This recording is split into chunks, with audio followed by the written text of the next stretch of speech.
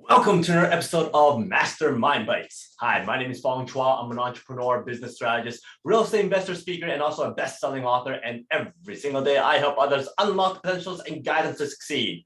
Today on Mastermind Bites, I get to feature another amazing individual, a master of their skill sets.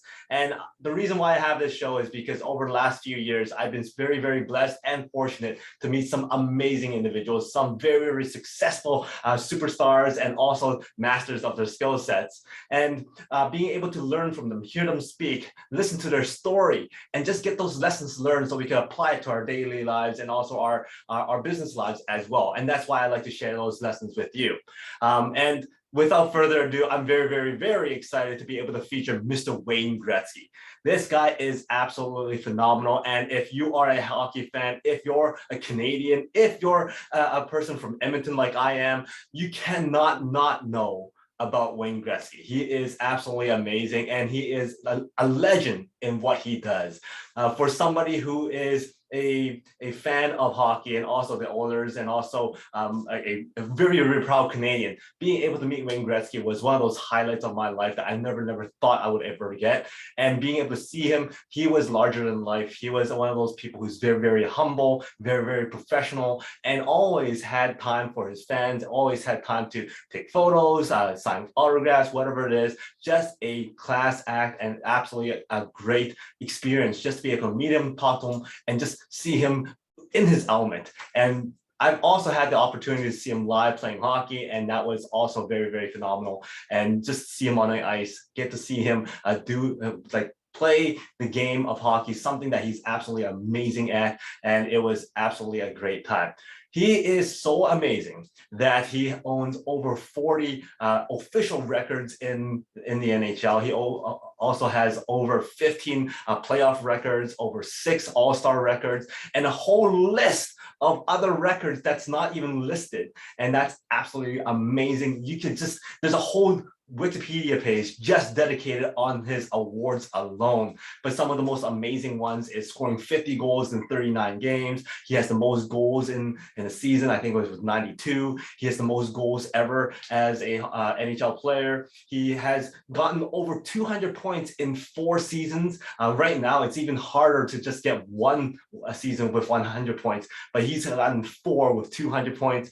He's actually had 14 seasons back to back with 100 points. So he has achieved so much greatness within hockey. He's also gotten the Order of Canada recognition. He was known as the Great One ever since the age of 10. That is something that, talk about pressure.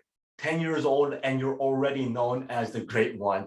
And sure enough, he has become the Great One, and he still is the Great One. He is the one and only hockey player to ever have his jersey retired league-wide. Nobody can ever take on the number 99 because it was in fact retired league-wide. And in fact, they made an exception for him to get him inducted into the Hockey Hall of Fame without having to wait that 3-year waiting period. He was inducted right away in 1999. And that's something because of how much greatness he has actually put into the game of hockey, how much he has actually promoted the game of hockey. He was an ambassador of hockey, and he's really, really spread that name. In fact, if it wasn't for the trade that sent him from Edmonton to LA and promoted hockey within the States, we wouldn't see a lot of teams that we see right now. The Anaheim Mighty Ducks, the San Jose Sharks, the Florida Panthers, all those teams probably wouldn't have been here right now if Gretzky was not playing in the States when he was traded in 1988. And that was one of the reasons why he went. He wanted to promote the game of hockey. He wanted to move and showcase what the game can be. And sure enough, the NHL completely exploded after he got into the States and really promoted the game there. He's one of those people that's very, very professional, very, very humble. In fact, if you haven't read the book 99 Stories by Wayne Gretzky, I highly, highly recommend it. Truly a hockey book, something that has a lot of great history in it, lots of great stories in it. And you can tell how humble of a guy he is. He never once really talked about how great he is, but he talks about how great other players are, the history of the game, the history of teams, the history of how things became, the rules and all that kind of stuff. So absolutely phenomenal book. I was very, very intrigued going through that book. It was a lot of fun.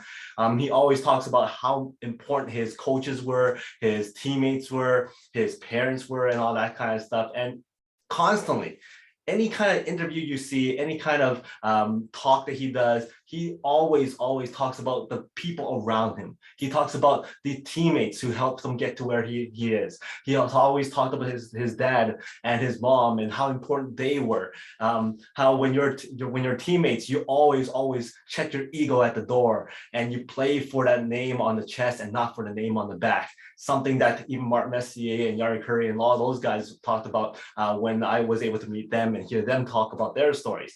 They were a great tight-knit group, and they always played for each other, and that ego was nowhere to be found when it comes to being teammates. And that goes again to show how humble the guy is. He talks about everybody else but himself, unless somebody asked him about certain records or certain things about his stories and all that kind of stuff, then he would talk about it. Now, after all that talk about how great Wayne Gretzky is, I just wanted to highlight a few lessons learned that I really thought was very important for business and also our personal lives. Number one is something that his dad always told him, and that was that failure to prepare is preparing to fail. Now, lots of people here heard this saying before, but he's really taken that to heart ever since his dad showed him the way. And it all kind of stemmed off from a very, very early age. From, I believe it was the age of 10, he was already known as the next one, the great one. And people from all over the country, from other cities would come and watch him play. So even at that early age, people were already coming out of their way to see him play and see how great this 10-year-old is. And there was this one game where basically back in the day, he wouldn't actually practice and talk about hockey in the off season. And then there was suddenly this one game that he was told to go play. And he goes, sure, why not? So during that game, I believe they lost like 8-1 or 9-1 or something like that. And his dad goes, so how did you play? He goes, not very good, but whatever. But that was when his dad goes, people from all over the world or all over the country come and see you play, even at the age of 10. You can't afford to have a bad game. Imagine that. At the age of 10, and people are already telling you that you're the next one, you're the great one, and you can't have a bad game. Wow, absolutely amazing. And from that point forward, he prepared each game, whether it's a preseason game, whether it's a regular season game, whether it's an exhibition game, whatever it is, he always is prepared to be the best he can be. He always prepared like he was preparing for an All-Star game, for a Stanley Cup championship game. He always had the right routine. He always had the same program. He always had the same system, the same everything, food, meal, everything. Prepared the same way, had a routine so that it's always the same. He always prepared as if he was playing for the big game because he knew that people all over the world was watching. He knew that people may only have one chance to see him play. And he wants to make sure that that person who came to see him play saw him play at his best. Now, the thing is, yeah, sure, he may have some bad games here and there, but he knew in his heart that he has played his best game that he could play at that moment. And if you really think about it, some of the biggest businesses out there have the same kind of mindset. Disney knows that sometimes people come to Disney the very first time, and therefore they want to present it to be the very, very best. And therefore you can't see any cracks, you can't see any malfunctions. They want to present it the very, very best. So best companies, amazing athletes, legends like Wayne Gretzky, they had that mindset to prepare like it's the best, to prepare like it's their best game, the most championship game ever. So they want the people to be experiencing their best. Number two, when you are blessed with a skill set, don't blow it away. And he was blessed with something that he was passionate about. He was blessed with the skill sets of playing amazing hockey. And sure enough, he had the passion of playing hockey. He had the passion of researching the history, learning the game, everything to do with hockey he absolutely loved. In fact, there was a story when he goes, throughout school, he was not a very, very good student because all his book reports, all the assignments had nothing to do with hockey. But ever since a grade 6 teacher told him, you could write a report about hockey or about sports. And sure enough, he started getting better grades because he had passion about hockey. He had passion about the history of the game. And when you read that book, you can tell how much passion he has in the game because he has great memory as well. When you have passion for something, you actually want to put more time into it. You would actually enhance that skill set because you're blessed with that skill set and you're not going to blow it away because you have so much passion in it. And that's something he always had and something that he really exposed of how much he liked that game. And that's why he became so great at it. He never blew away those skills. He enhanced it because he had found the passion in it. And it's something that when you are passionate about your business, when you are blessed with great entrepreneurship, don't blow it away, feed it, and always expand on it. Number 3, fear is a great motivator. There was a rumor around the league during the time of his heyday when people said that, you know what, the league probably issued a notice saying that you can't hit Wayne Gretzky. Well, that's not exactly true because he said that he was so fearful of getting hit that he skated faster. He made sure his senses were more enhanced. He could hear everything. He wanted to study everything. He wanted to make sure he knew where everybody is so he didn't get hit. When you are fearful of getting hit, you skate faster, you study harder, you make sure you know where everything is, you make sure you hear better. And that's why people couldn't hit him because he was so fearful of getting hit. And therefore he played even stronger, played even better. So the thing is, when it comes to fear, sometimes fear is an absolutely amazing motivator for you. So take what your fear is and change it into a motivation, change it into a positive, change it into something you can harness and make it as a motivation for you to do better. Number 4 is you can't be jealous. Sure, there's people better than you. Sure, somebody might be more stronger or more intelligent or more skillful than you, but you can't be jealous. You can only take that as inspiration. Admire that. Praise them for their skill sets. Praise them for their accomplishments. Encourage them. But then take that as inspiration for yourself as well. Having jealousy is like cancer. You don't want jealousy to fester inside of you. And that's something he's always had. He never was jealous of anybody else. In fact, he admired all the other players that was great. He admired all the other competition that was amazing. And every step of the way, every single case, every level that he's played, there was somebody better or somebody stronger, somebody faster at the time. And his dad actually picked those people out. And he didn't go, oh, I wish I was that, I wish I was that, or they're lucky. He wasn't jealous about it. He actually took that as motivation and harnessed his skills even more and to become even better. So use that as a motivation. So jealousy is absolutely a no-no. Don't have any jealousy in your body. Make sure you take that jealousy and harness it and become inspiration and motivation for you. Number 5 is you can always change your mindset. The thing is, you need to make that decision. When asked the question, is there anything that once you see a certain child playing hockey that you know for a fact that they can make it or they can't make it? Everything he said was about, well, technique and skill set and that person's physicality. He never once talked about, well, if that person's cocky or if this person has a negative attitude. He never said anything about that because he truly believes that if you really want to succeed, then you would have the power to change your attitude. You would have the power to change your mindset. So therefore, there's always hope. Sometimes when it comes to professional hockey and professional sports, when you don't have the physicality to withstand the punishment, the hits and the physical aspects of the game, sometimes you may not be able to make it. But if you do have all those attributes, you are able to change your mindset if the mindset is what's stopping you. And that's something he thinks about all the time because he doesn't want to fester on the negativity. He believes that everybody has a chance to change. And therefore, if it's mindset, you can always change that mindset, have a good attitude and push forward and then take your skill sets and be able to apply it into the game of hockey or into whatever you want to apply it to and have that mindset, build that skill set up. Number 6 was something that I thought was absolutely amazing when it was talking about sports. He believes, and his father also believes, that sports represents everything in life. Sports is great for kids to learn everything in life.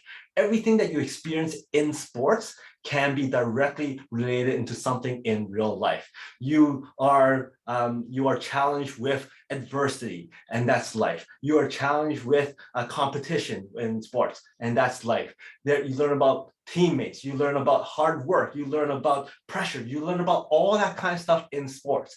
And when you're able to harness that and put it back into your everyday life, you're able to become stronger in your everyday life as well. So therefore, sports is a great way of practical learning when it comes to how do you become a better person, how do you become a stronger individual, how do you increase your life success. Apply the stuff that you learn from sports, and you're able to take that as well. And then number 7, I know there's a lot of great lessons because the great one has amazing lessons to learn about. And number 7 is something I kind of alluded to at the very beginning of this session, and that is you always, always, always check your ego at the door. Whether it's business, whether it's sports, whether it's whatever you want to do, you have to check your ego at the door, and you play for the logo in front of you and not for the name on the back. Because you have to be able to fight for your teammates. You have to be able to fight for those people that you work with, and you have to fight for that common goal. And if you're fighting for yourself all the time, well, you're going to be starting to lose the support from other people. So you have to be able to check your ego at the door. And that is something that all professional athletes that are of great success have always said. Ego has no place in teams, has no place in success, has no place in business success as well. So that's something we always have to think about. So there's a lot of great life lessons here. There's a lot of great life tidbits that we can always put into our daily lives as well. And the great one does not fail at that. He has so many great things that you can learn from. I'll summarize them again. Number 1 is failure to prepare is preparing to fail. Number 2, if you're blessed with a skill set, harness it. Don't let it go away. Find that passion in those things that you can actually enhance those skill sets even further. Number 3, fear could be a great motivator. 4, you can't be jealous. Jealousy is cancerous. You can't be jealous. Take that jealousy, use it as a motivation, use it as inspiration. In fact, praise and admire those people of their skill sets and their achievements.